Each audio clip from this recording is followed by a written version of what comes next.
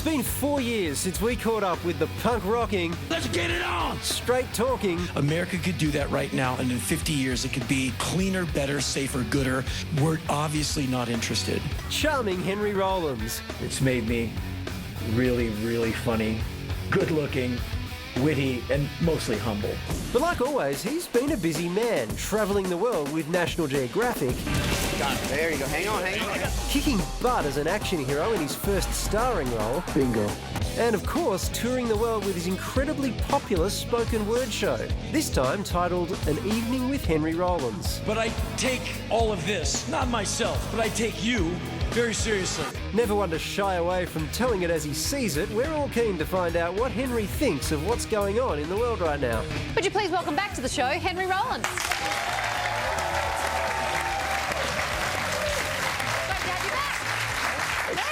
Henry, your shows are incredible. I mean, they go for hours and you're never without an opinion or something to say. Do you find yourself at some stage having to leave topics out or just, you know, omitting them at the last minute because you run out of time? I try to be merciful to the audience and not keep them for too long. If I had my way, I'd keep them all night because there's so much to talk about. But I try and keep the show down to a couple of hours. Yeah, I leave stuff out all the time, sure.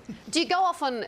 Is every show vastly different? No. No? No, I have a set of working ideas and stories, and I rotate things in and out. But sometimes things happen, like this year, David Bowie passed away while I was on tour.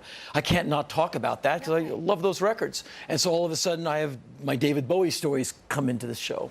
And I met him once, and we hung out, and I told that story a number of times this year on the road. We're just talking before we came back on air that your music just no more. Yeah, I woke up one day with no more lyrics, and my choice was simple. Either I keep going and relive the past every night on stage, or I just stop. And so I just decided to stop, which was really intense, because I'd been doing it for 25 years straight, but at least it was honest, and I've never regretted it. So you've never had that thing where you miss the thrill of that crowd? Sometimes when I go to someone else's show, I watch them, I'm like, man, you should be hitting it harder. Because I noticed with the spoken word, you're holding the microphone, it still looks like you're fronting a rock band. Yeah, that's how I am on stage. Yeah. It's always been like full on.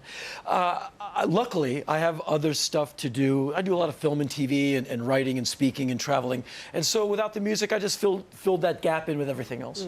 Yeah. You do have so much going on. You're very passionate about many things, and we've got lots of stuff we want to talk to you about, but we wanted to start with same-sex marriage. You're a huge supporter of gay rights.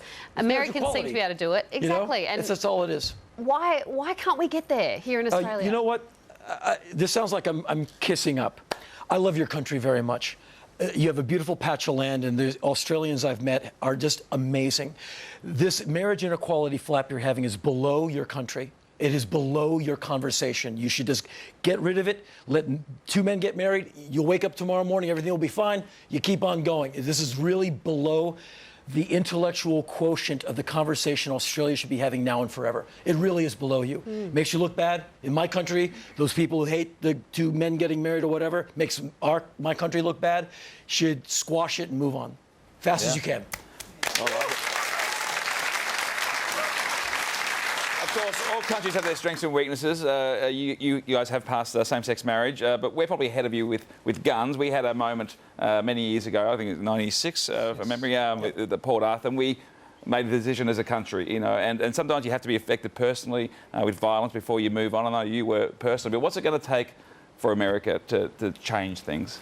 If you could magically stop production of all firearms in America right now and then take 50% of all existing firearms away, you still have almost one firearm per American. And so gun laws can only go so far. What you have to do is change mental health issues.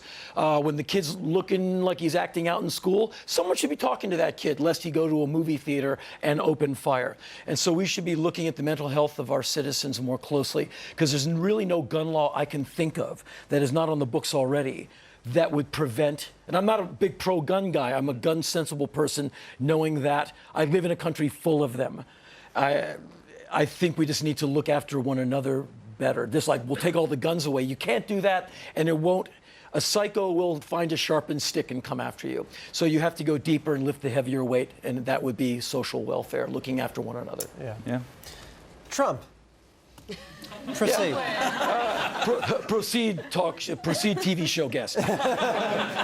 Trump is the product of an America that has been systematically dumbed down for the last few decades. In the era of Nixon, a guy like Trump would have been laughed out of the first big primary. Now he says bumper sticker statements on big issues like immigration and healthcare. We'll build a wall. Hilarious. The Mexicans will pay for it. Never going to happen. And the people who love him for that, they don't even believe it either. They just think that he's the punk rock in the bureaucracy and he's going to shake, rattle, and roll. He very well could become the president of the United States. It would be a national embarrassment and a global disaster. Would you ever go into politics? No. I like being in the private sector because I don't have to lie as much. Since the campaign, though, has day-to-day life in America changed? I get more hate mail. I'm getting more hate mail. Get out of my country, lover. Because I write out on, I write an article in a weekly newspaper about all these things. America's becoming a tough place. It's becoming a rough place full of wonderful people. Maybe you visited. Yeah. It's full up to here with wonderful people. We just got some people who need more education. How do you relax? Sleep. I listen to music. I sit in my living room with a nice stereo and I listen to music. That's how I unwind. But otherwise, I'm kind of full on. Yeah, that's kind of what I was saying. Are you getting that? Yeah. Henry Rollins. Hogan. Right, that's East German Hans Branker. He supplied clean urine for Olympic athletes for drug tests. Oh!